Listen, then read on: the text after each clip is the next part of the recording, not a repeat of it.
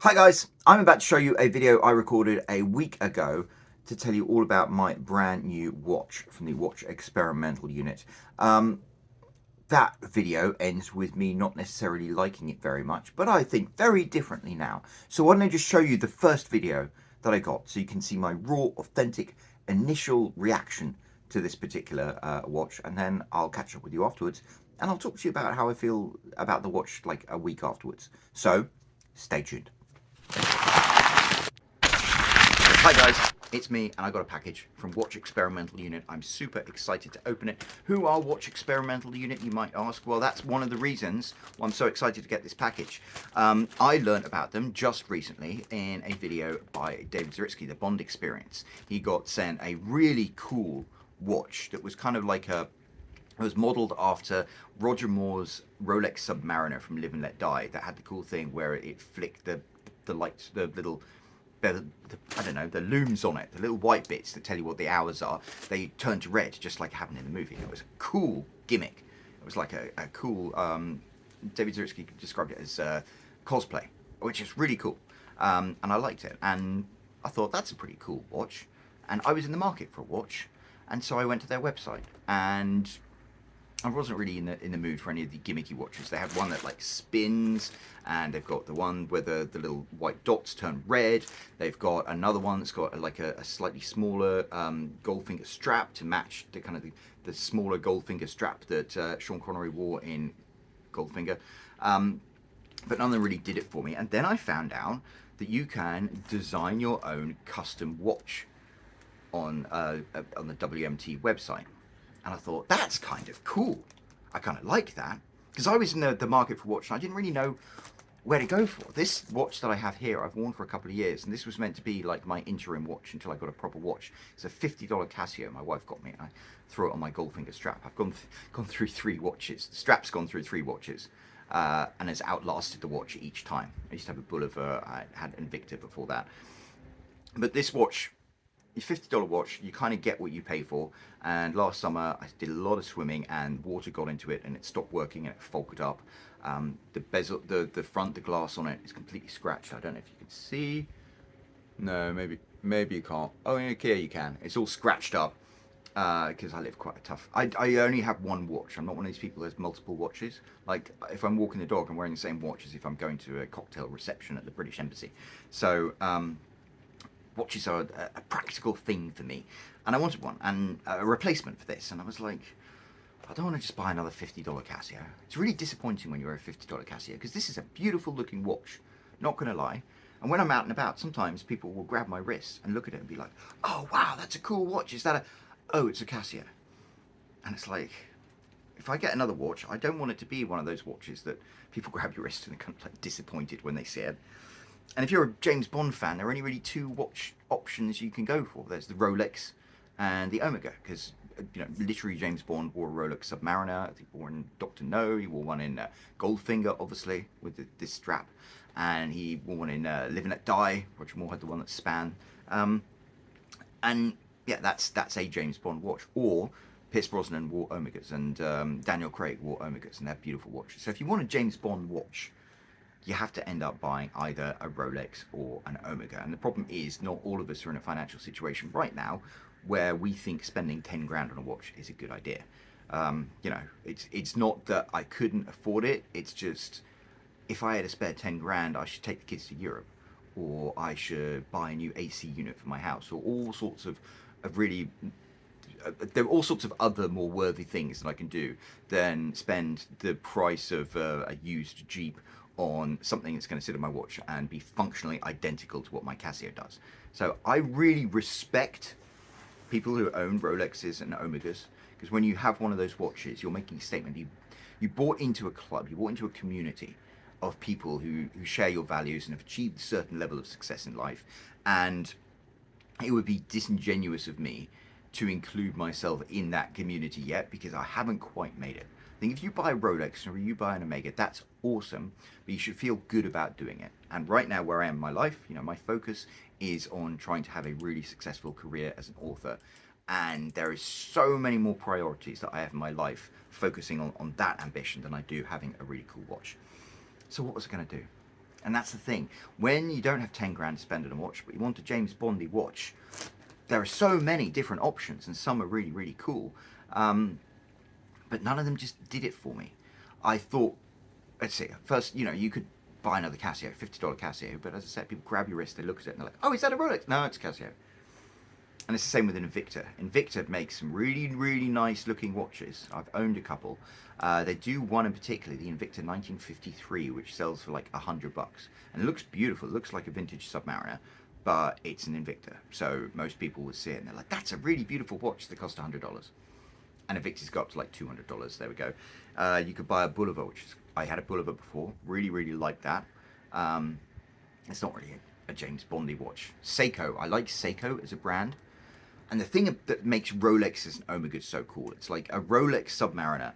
It is an extremely luxurious, expensive watch, but also it's a watch that real commandos and SEALs and people wore when they're in action because they wanted the best equipment money could buy. They wanted something serviceable and practical. So it's an ideal watch for James Bond because it's serviceable, practical, military specification, but it's also extremely luxurious. Omega's the same thing. It's like, I think Neil Armstrong had an Omega Speedmaster when he went to the moon. So it's like you buy an Omega and you're wearing the same watch that astronauts wore. And I think a ton of special military people wore those as well. So yeah, it's that weird juxtaposition between military practicality and like extreme luxury. Those are Bond watches. And the only watch I think within a price range of under $1,000 that comes close is the Seiko. Like, I think Seiko is a really legit brand. I know it's a Japanese brand and it's not as prestigious as Swiss brands, but a lot of real commandos, real military people wear Seikos because they are extremely reliable. They look cool and rugged. So I've got a lot of time for Seikos. I've seen some really cool ones that have been modded as well. Commando Bond. You want to talk about a guy who's got a cool watch collection. Commando Bond has a ton of them. He just got one of Jack Carr's new watches that he did in team up with Aries. He has a cool gold Grua like Sean Connery wore in the opening scenes in the casino of Dr. No. And then he has a really cool military specification Seiko that's like customized. I like that. And I would have nearly gone for that one, I have to admit, but I went to their website and they were sold out. I also saw Swatch did the MoonSwatch, and that's cool. I thought I even went all the way down to King of Prussia Mall to buy one the day it was released, but the line was like 2 blocks down the street, so I didn't get it.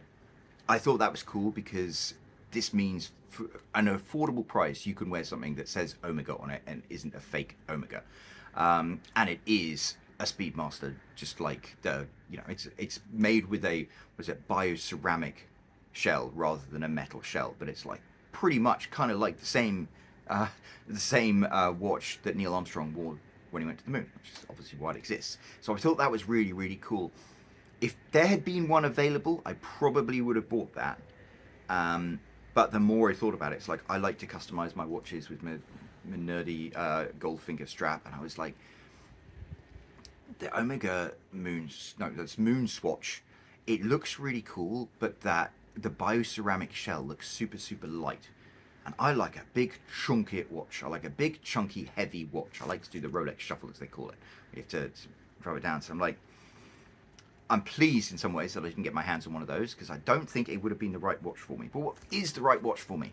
That's the problem. And then I saw David Zaritsky's video about Watch Experimental Unit, and I went to their website and I saw you could customize your own watch, and I thought that's pretty cool. So on their website, you can go, they have all sorts of gimmicky watches, but you can then customize your own diver's watch with your own style of bezel you prefer, your own watch face that you prefer, the hands that you prefer, the metal that the casing and everything else is made from, and even the strap. You can actually get a Goldfinger strap. So I designed a watch using everything that Watch Experimental Unit had, and they shipped it to me, and it's in here. I haven't even seen it yet, and hopefully it's going to be good. I really like that because in some ways it was almost better than getting an old Rolex or something. If you buy a Rolex Submariner, then it's probably going to look like the one from Live and Let Die, and I really like kind of like the yellow agedness of the Goldfinger one, except I didn't like the narrow Goldfinger strap, and it's like the perfect watch in my mind you know, it would have like the Rolex brand or the Omega brand, but apart from that, it doesn't quite exist yet. And then Watch Experimental Unit allowed you to create your own perfect watch. And then it's got WMT written on it in the center here, which I like because when someone grabs your wrist and looks at this and they're like, oh, that's a nice watch. Oh, it's a Casio. Or oh, it's a Tudor.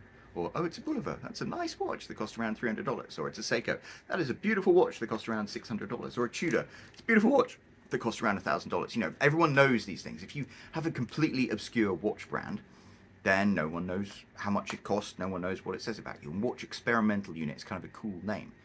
And it's... So I thought, you know, I'd go for it. And that's what I did. So here's my old watch. I've been rabbiting on for 10 minutes now. Hopefully people are still watching. Maybe I should do one. But we'll open this up and see what you think of it. So it got sent all the way from China. It took about 10 days to put together. But then the shipping was super, super quick. And this is what you get. So this is a very different shopping experience than going to like the Omega boutique at the King of Prussia Mall, where you get served champagne, you have beautiful boxes and things like that. But then again, this is you could buy what is it, like 5 of these for the price of an Omega. Let's open it up and see what is inside. Well, inside, ooh, there we go. Now we actually have a nice box. I like that. There we go. That is actually okay. I take it back. I still haven't got any champagne, but it's a nice white watch that says Watch Experimental Unit on it. The original vintage watch store. WMT Core Depot Supplies. We open it up like this and pull it out. Oh, this is nice actually. I'm quite impressed by this. You got this little box here that says Watch Experimental Unit, product wristwatch, movement automatic, a vintage design especially for watch collectors who have long preferred original look of timepieces by years of wear. There we go. So open it up. Sorry about people doing leaf blowing out there. And we get this little Watch Experimental Unit user manual and warranty. And there's a sea diver and the purchase date. That's very nice. Peel this back. What do we get here? And then we have the watch itself. There we go. It comes with a little vial with some spare things to put the straps on. This thing, which is, it's a tool, I think, for swapping out the straps. And then you have the watch itself. Let's have a look at that, if I can get it out. Ooh. Right, so I'll put this somewhere safe. And here is the watch. Now that's interesting. Get my old watch. It is significantly smaller than my old watch. It's interesting. I kind of like big chunky watches, so I'm a little disappointed with that. Maybe, yeah. It's a lot smaller. And let's see, you got this. So satisfying to peel that off. You have the curved bezel there. That's quite raised as well. The Casio is quite flat. This has got quite a raised one, but it's nice. And then you can see it's got see if I can get. It's got like the tan face to it rather than the white, which I really like. And I ordered it with the little red spot up here because I thought the red offered a nice little bit of extra color. Let's see how it goes. See what it looks like. There we go. It's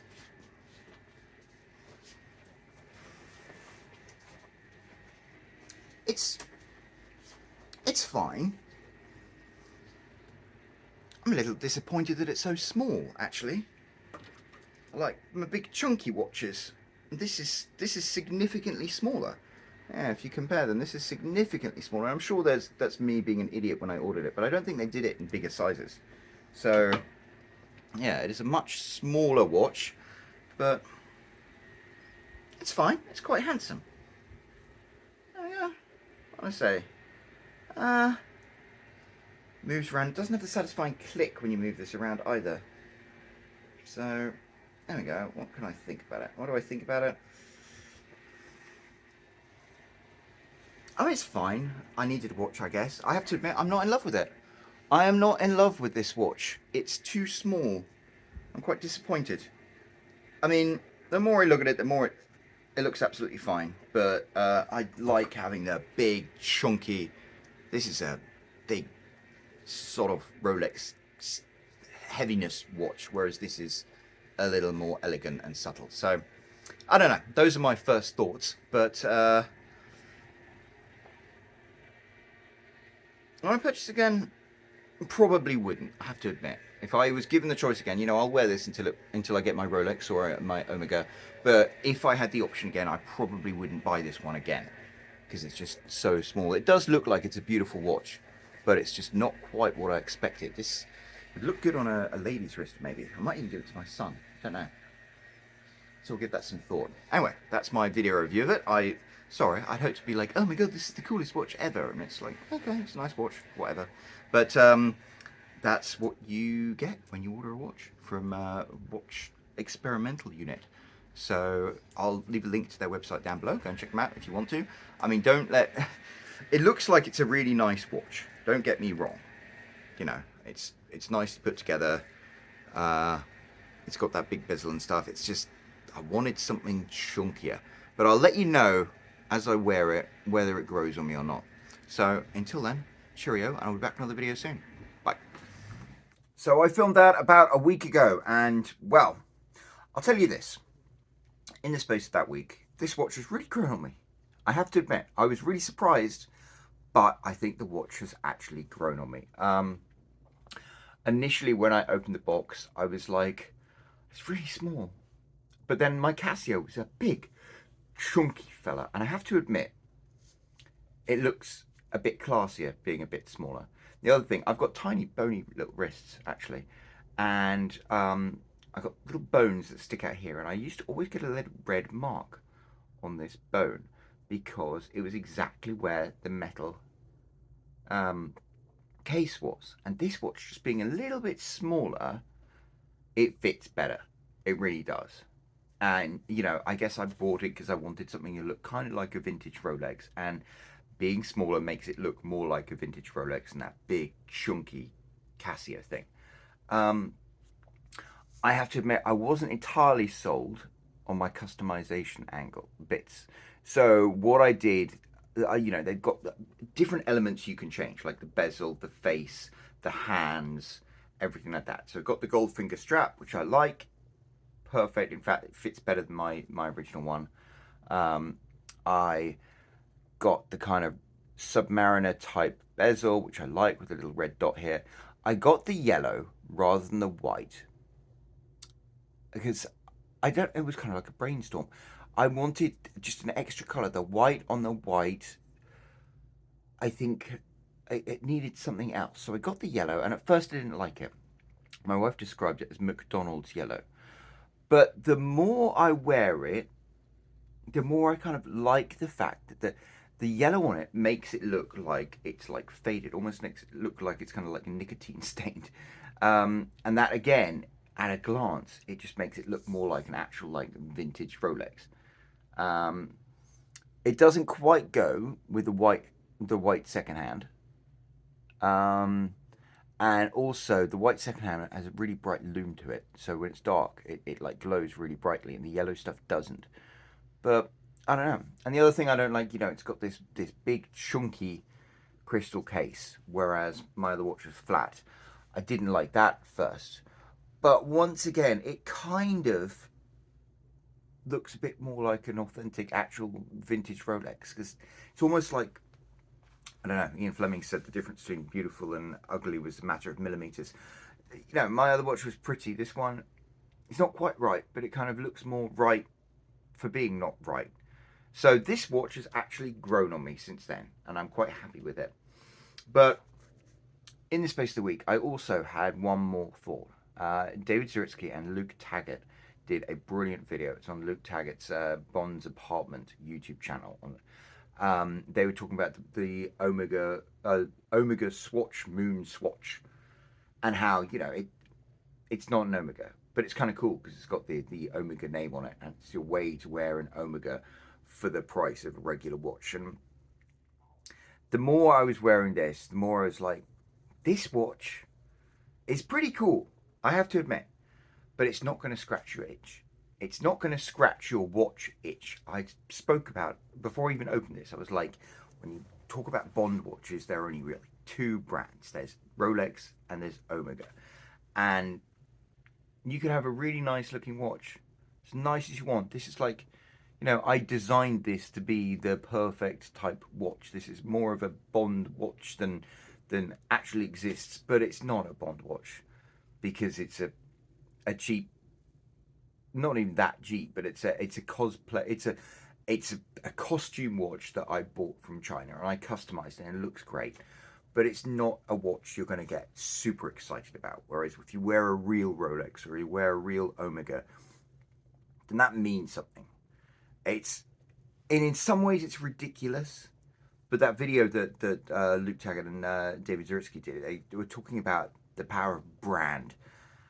And really, that's it. That's what you're buying when you're buying a watch. I mean, an Omega does exactly what this watch does 99% of the time. It sits in your wrist and tells you the time. But when you buy an Omega, you buy into a club, a brand, a promise. And that means something more. You know, when you see Daniel Craig wearing a MoonSwatch, you get excited because you're like, oh, I got a MoonSwatch too. When you see, when you're chatting to somebody and they're wearing a vintage Rolex, you're like, yeah, he's got a vintage Rolex, because it means something. This watch is very pretty, but it doesn't mean anything in the same way that an Omega or a Rolex does.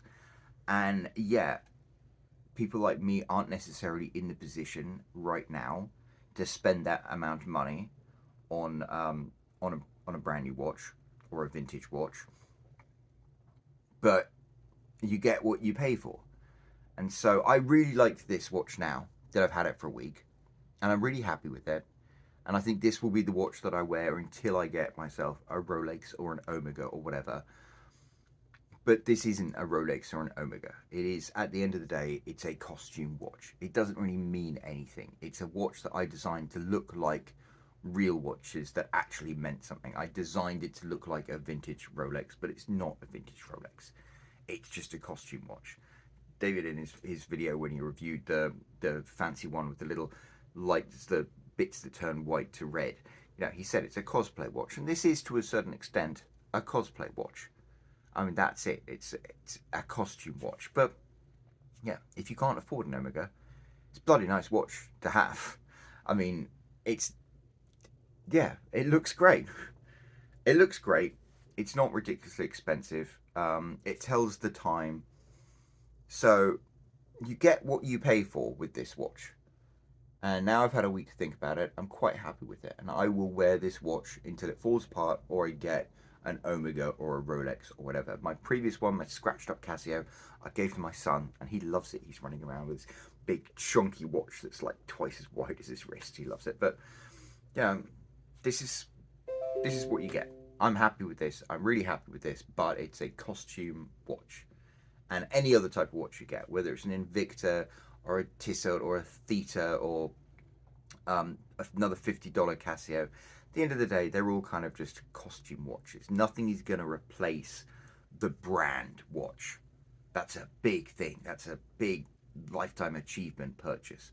But until you get to that stage in your life, this one will do very nicely. Thank you very much. So I'll throw a link down below to WMT, to the Watch Experimental Unit. And it is a really cool place where you can get a really cool custom designed watch. And the thing is, no one else is going to have a watch like this. No one else is going to have a watch exactly like this, because I've customized it. And it's kind of cool to be like, hey, I've got a customized diver's watch. So it might not be a Rolex, it might not be an Omega, it might be nothing but a nice pretty watch. But as far as it goes, I'm very happy with it because it fulfills that purpose quite well. So I don't know. Let me know your thoughts, and let me know your thoughts on the whole conundrum of, you know, if you're a Bond fan and you can't afford a Rolex or Omega, what do you do? Everyone's always making videos about their cool and interesting watches. This is mine, and the fact that I've had a week and I've had this conversation, I had a huge argument with my wife about it. This watch has now come to mean something to me because it has a story attached to it, and that's what you buy into when you buy a brand watch. When you buy an Omega, you're buying a story, and the story of you getting that watch becomes a story, becomes meaningful to you. And that's the stuff that money can't buy. But for everything else, there's WMT. Anyway, thanks very much. I'll be back sometime soon with another video. Until then, stay tuned. Ciao. I'm Roland Hume. I've sold 67,000 copies of my books. If you want to find out how I did it, I've got the link right here you can click. And otherwise, don't forget to subscribe. I've got more videos coming soon. Thank you.